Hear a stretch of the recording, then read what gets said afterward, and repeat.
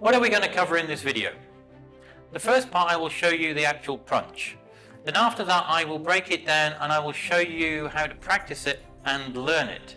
So, if you're ready, let's begin. The face punch, Olgul Jireugi.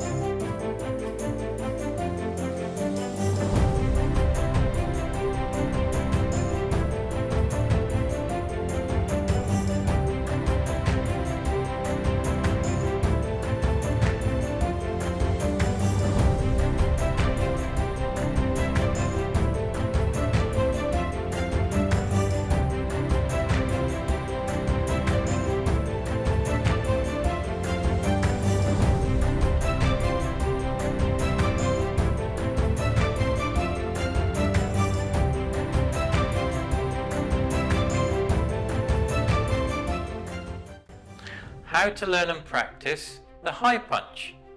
We need to break it down into sections. And the part one is where we'll go over and explain the twisting mechanism of the wrists and the actual arms. Part two then is that we'll then understand the movement and the reaction of the arms themselves.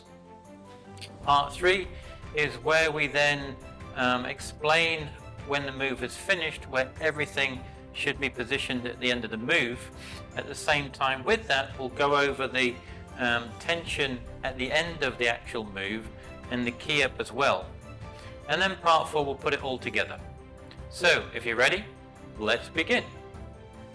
So, I'm just standing now in the ready stance, the chumbi position. Nice and relaxed. We now need to put our hands into the center. And all I want to do now, we've got our hands in the center, close together, and all we're going to be doing now is the same again. We're going to be pulling back. This is our center line here. The center line is the center of our nose. So we just want our fist held out to the front in the center, and all we're going to be doing this time is we're pulling back with the left hand, and it comes back, same again, as it twists back, it comes back onto the hip. As before, making sure the elbow is not up and out, it's kept tight.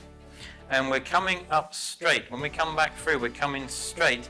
And as we finish the move, that is when the wrist and the knuckles are twisting back over and finishing. Then we come, same again with the left hand side again. We're going to come down. We're pulling it down. As it's getting to the very end, at the very end it finishes twisting on the hip, palm facing up. And then we come back through, it comes back through the straight line. Straight to the center, and as it comes back and finishes, it twists over. Let's try the right hand. So the right hand comes back, same again, we're going to keep our elbow down. It's coming back through. As it's twisting back over, and when it comes to the hip, it finishes on the hip with the palm facing upwards. Then we put it back to the center again. When we're putting it back to the center, it's coming same again, straight through this straight line. It's coming through this straight line, straight, and as it's getting to the end there, as it finishes in the center, and the wrist has turned over. A little bit quicker this time with the left, we come back, out. And then with the right hand, and all we're doing, as I said, we're just getting a feel of the actual movement and the twisting of the wrist and the arms as it goes through the motion itself. And that is part one. Part two. Now what we need to do, we need to put both arms together of how they're working at the same time. And the easiest way to do that to start with is put the left hand back on the hip and the right hand out in front. And all we're going to be doing is swapping them over so that the left hand comes to the front and the right hand comes back on the hip. And remembering at the same time that they're coming through straight, they're coming not out, they're coming with the elbows down past the body here when they come up. So, and as it's coming up and twisting, we're swapping over and we're pulling back the same. And same again on this side, keeping the elbow down, it's coming back through this straight line, straight back onto the hip, and as it finishes, the palm is facing upwards. And we're just swapping them over. And gradually you get quicker and quicker until it's comfortable. Like so. Now, once you've been comfortable with that, what you need to do is, same again, left hand on the hip. We're going to do it so that they're finishing both at the same time, where before we were just swapping over. This time what we need to do is, as the left hand is coming through, the right hand is coming back. And as the left hand finishes in the center at the front, the right hand finishes back on the hip. Same again with the right hand. As the right hand comes through, coming straight through, straight up, the left hand is coming back, and as the right hand comes and finishes at the center and twists and turns over, the left hand comes back on the hip. And same with this, you get quicker and just quicker until it becomes natural. And that is part 2. Part 3. What we need to understand is when we finish the move, how and where everything should be when the move is finished. So let's have a look. So with the left hand, that's quite easy. It's back on the hip, palm facing upwards. And as I said, it's close, not elbow out, it's close to the body. But what about the punching hand? Well, the punching hand is, same again, have a center line from our nose out, and the target we're going to be practicing is, same again, is your head height, okay? At the same time, we have the 2 knuckles, and it's the 2 knuckles that should be hitting that center point, which is in our center. We also need to make sure our arm is straight. It's not bent, it is straight. We've got the straight line going from the shoulder straight down through to the point here. And the other thing to make sure, as we've shown before, is that the wrist and arm is as flat and as straight as possible. Remember, if it's bent and you hit something, it will break back up and you'll bend your wrist or break your wrist. Same again the other way. So it needs to be as straight and strong as possible. Like so. Now, the other thing to bear in mind when you're punching is you can also use a couple of techniques to gain that extra little bit of power when you finish. And one of those is, as we're finishing, everything is tense once we finish that final move. So what I mean by that is, as we're coming through the move, I'm not tight.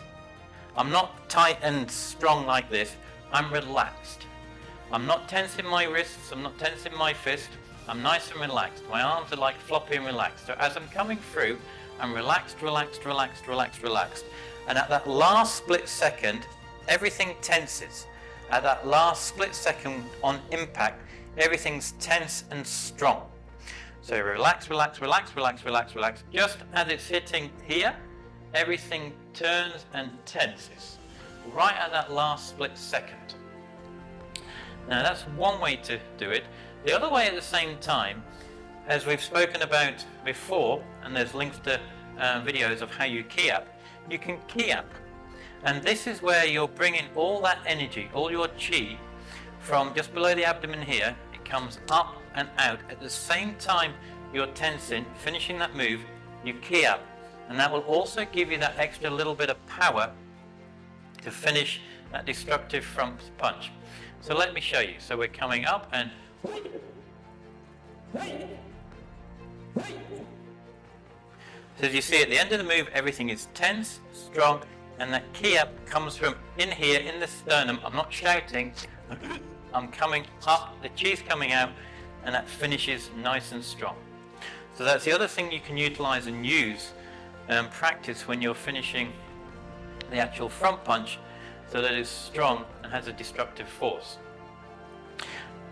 Now, with the high block, additionally what we now need to do is we need to understand where the high block is targeting.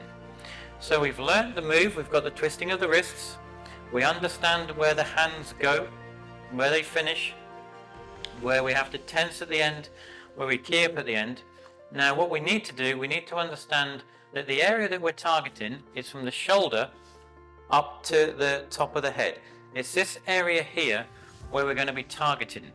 So when we practice, what we need to do, we need to actually, same again, have a center line from our nose out, and the target we're going to be practicing is, same again, is your head height. Okay, so what we need to do, left hand back on the hip, right hand in the center.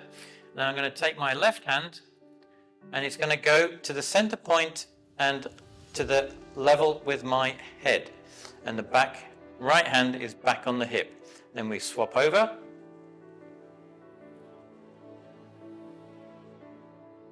like so, and as you're practicing it just gets quicker and quicker. Now let's put all that together.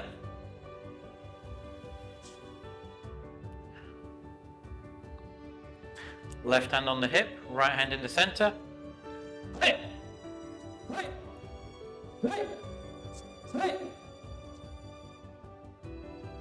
And that is the high block.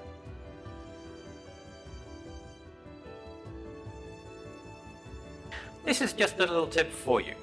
One thing to remember is when you're actually practicing this punch, and it doesn't matter whether it's a front punch or a side punch, or low, middle or high, is when you're actually doing these combinational drills, is to make the drill, the combination, as real as possible in your own mind.